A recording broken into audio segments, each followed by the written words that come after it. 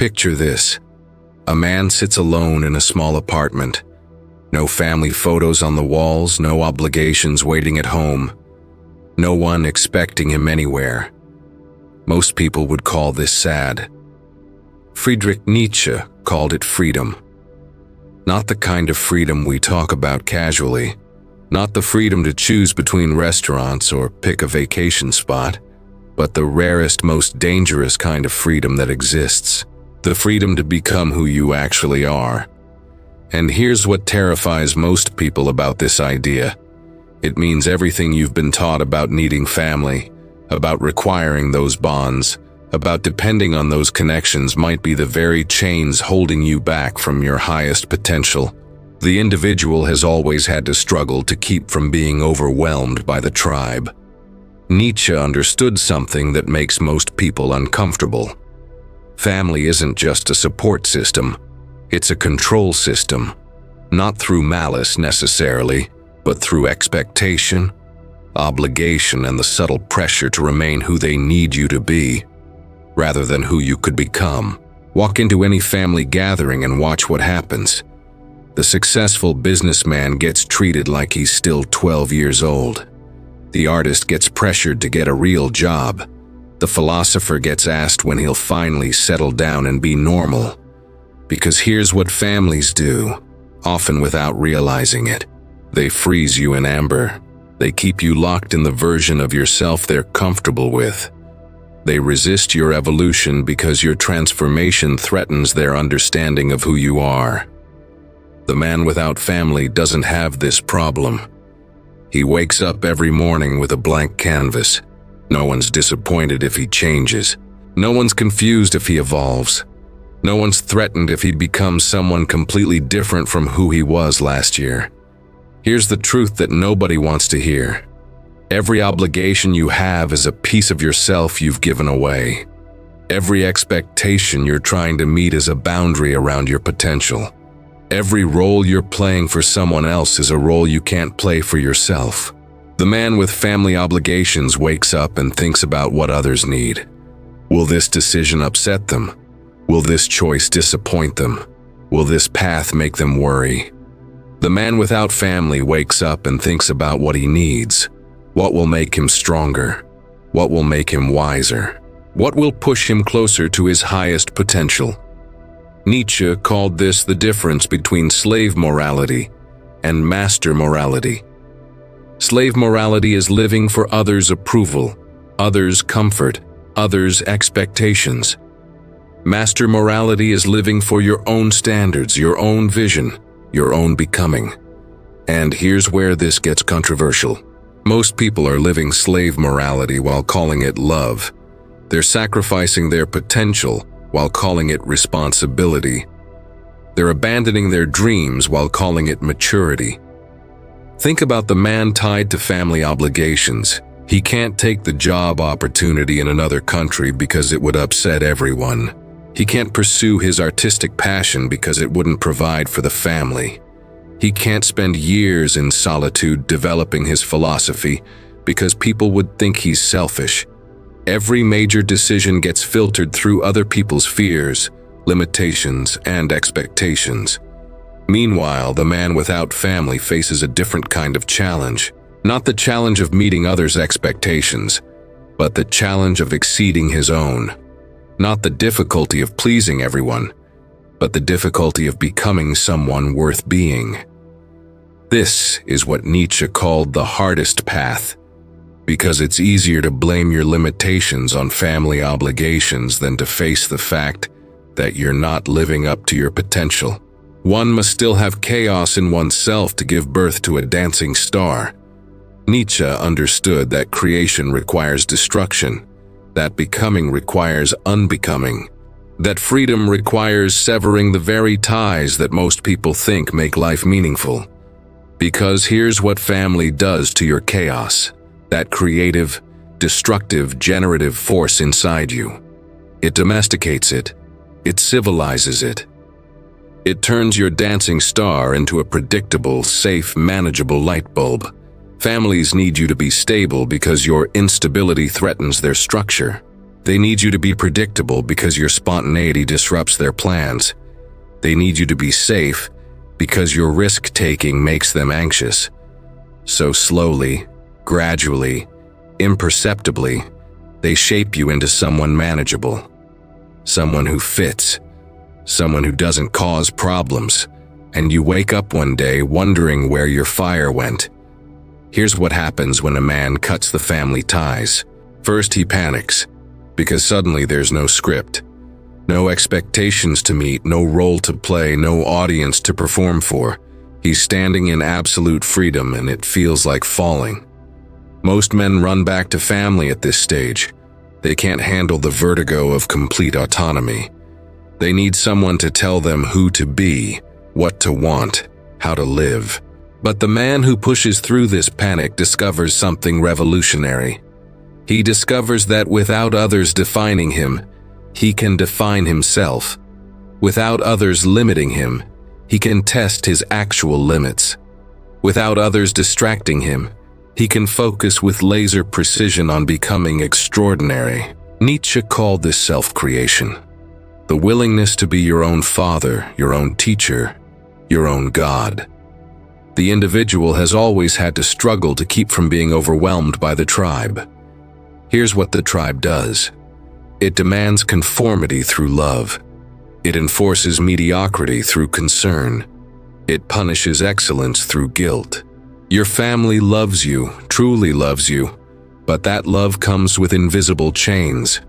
The chain of expectation, the chain of tradition, the chain of not wanting to cause worry. And these chains are harder to break than steel because breaking them feels like betrayal, feels like selfishness, feels like you're becoming a bad person. But Nietzsche asks a different question.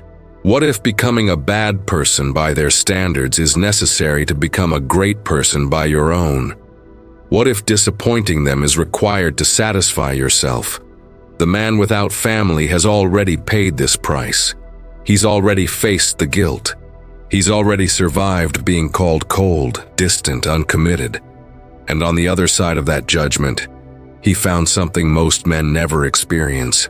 The ability to hear his own voice without it being drowned out by everyone else's opinions. He who has a why to live can bear almost any how. People think Nietzsche is saying you need a purpose that others validate, but he's saying the opposite. You need a purpose so strong that you don't care if others validate it. You need a vision so compelling that you'll sacrifice family approval to achieve it. And here's the brutal truth about family. They'll rarely understand your why, because your why requires you to be someone they don't recognize. Your why demands you to evolve past the version of yourself they love. This creates cognitive dissonance that most people can't handle. So they try to change your why instead of accepting your change. They try to make your purpose smaller, so it fits their understanding. The man without family doesn't have this problem. His why can be as unreasonable, as extreme, as transformative as it needs to be. Without music, life would be a mistake. Nietzsche knew that life requires a certain madness to be fully lived, a certain irrationality, a certain willingness to do things that don't make sense to anyone else. Family is the enemy of this madness, not because they're bad people, but because they're scared people. Scared that your madness means you don't need them. Scared that your independence means they're losing you. So they fight your madness with logic. They combat your vision with practicality. They resist your transformation with guilt, and most men surrender. But the man without family protects his madness. He cultivates his irrationality. He defends his right to pursue things that don't make sense to anyone else, because he understands what Nietzsche understood, that everything extraordinary in human history came from people who refused to be reasonable. Here's what family does to your time. It fragments it. Every holiday becomes an obligation. Every weekend becomes a negotiation. Every vacation becomes about visiting people instead of discovering yourself. The man with family obligations measures his time in stolen moments. An hour here for his project. A weekend there for his passion. Always interrupted, always incomplete, always secondary to family demands. The man without family measures his time in unbroken focus. Months dedicated to mastery, years devoted to creation, decades committed to transformation. This is what Nietzsche called eternal return. The idea that you should live as if you'll live this exact life over and over forever. Would you want to? The man trapped in family obligations often wouldn't, because his life is everyone else's life. But the man without family might actually want to return, because he's living his life. Become who you are. This is Nietzsche's ultimate commandment. Not become who they want you to be. Not become who makes sense to them. Become who you are. The authentic, uncensored, fully realized version of yourself that exists beneath all the conditioning, all the expectations, all the roles you've been playing. But here's the problem. Family knows who you were, and they're invested in that version. They love that person. They're comfortable with that identity. So when you start becoming who you actually are, especially if that person is radically different from who you've been, family experiences it as loss, as rejection, as betrayal. They fight your becoming because your transformation feels like abandonment. The man without family doesn't have this resistance. His becoming threatens no one's identity but his old self. There's a psychological phenomenon that nobody talks about. The weight of being known. Every person who knows you has a version of you in their mind, a character they've created based on your past actions, past statements, past limitations. And unconsciously, they need you to stay consistent with that character. Because if you change too much, their entire understanding of you collapses. This means every family member is unconsciously invested in you not changing. The man without family walks through the world unknown. Every person he meets sees who he is now, not who he was. Every interaction is based on present capacity, not past limitations. This is the ultimate freedom. The freedom to reinvent yourself completely without anyone saying that's not who you are. That which does not kill me makes me stronger. People misunderstand this quote completely. They think Nietzsche is talking about surviving hardship, but he's talking about choosing hardship, deliberately placing yourself in situations that test you, break you, remake you. And here's what family does to this principle. They try to protect you from hardship. They want you safe, comfortable, secure. They panic when you choose difficult paths. They intervene when you pursue dangerous goals. All from love, all from genuine concern. But this protection is poison to your development, because strength comes from struggle. Character comes from crisis. The man with family faces a constant battle. He wants to test himself, but they want him safe. He wants to risk everything for his vision, but they need him stable. The man without family faces no such dilemma. He can choose the hardest path without explaining himself. He can embrace suffering without justifying it. He can risk everything without anyone trying to save him from himself. There are no facts, only interpretations. Nietzsche understood that reality is less fixed than we pretend. That meaning is created, not discovered. That truth is perspective dependent. This is why the man without family is so powerful. He's not trapped in anyone else's interpretation of reality. His family can't tell him what things mean. They can't define success for him. They can't determine what matters. Every man with strong family ties is living inside their interpretation of reality, their definition of success, their understanding of what matters. The man without family creates his interpretation from scratch. What does success mean? He decides. What matters in life, he determines. This is what Nietzsche called perspectivism. And the man without family has fewer competing perspectives clouding his vision. The secret of reaping the greatest fruitfulness and the greatest enjoyment from life is to live dangerously. This is where family becomes an absolute barrier, because living dangerously means embracing uncertainty, taking unreasonable risks, betting everything on impossible dreams. But family needs you to be safe. So every dangerous opportunity becomes a negotiation. Every risky decision becomes a family crisis. Think about the entrepreneur who wants to bet everything on a vision. His family panics. What if it fails? Or the artist who wants to spend years developing his craft with no guarantee of success. His family worries. Isn't this irresponsible? But the man without family can live dangerously without permission. He can risk everything without consensus. He can embrace uncertainty without having to calm everyone else's anxiety about his choices. In individuals, insanity is rare. But in groups, parties, nations, and epochs, it is the rule.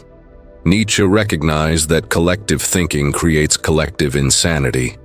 That groups, even loving groups like families, develop shared delusions that become unquestionable. Every family has its delusions. Beliefs about what's necessary for happiness. Assumptions about what success requires. And these delusions get reinforced through repetition.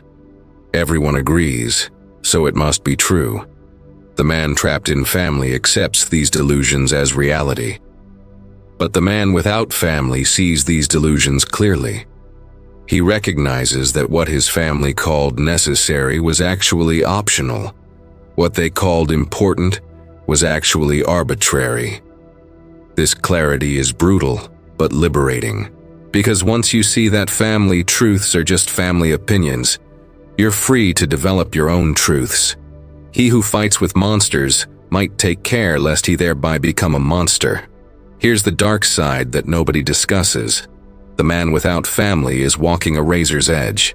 On one side is absolute freedom and unlimited potential. On the other side is absolute isolation and potential meaninglessness. Because here's what family provides. It provides built-in meaning, built-in purpose, built-in connections to something larger than yourself. When you sever family ties, you don't just gain freedom, you lose default meaning. The weak man without family becomes a nihilist. Nothing matters, so why bother? But the strong man without family becomes something else entirely. He becomes a creator of meaning, a generator of purpose. This is what Nietzsche called the Übermensch. The family man inherits his values. But the man without family must create all of this from nothing. This is simultaneously the hardest and most rewarding path possible. God is dead, and we have killed him. When Nietzsche said this, he wasn't celebrating. He was recognizing the terrifying responsibility of a world without cosmic meaning. Family is the last god most people worship, the last external source of meaning they cling to. When you walk away from family, you're experiencing what Nietzsche described: the death of inherited meaning, the collapse of given purpose. And most people can't handle this. They need someone to tell them they matter. But the man who survives this death of gods emerges as something unprecedented. He emerges as his own authority, his own meaning maker.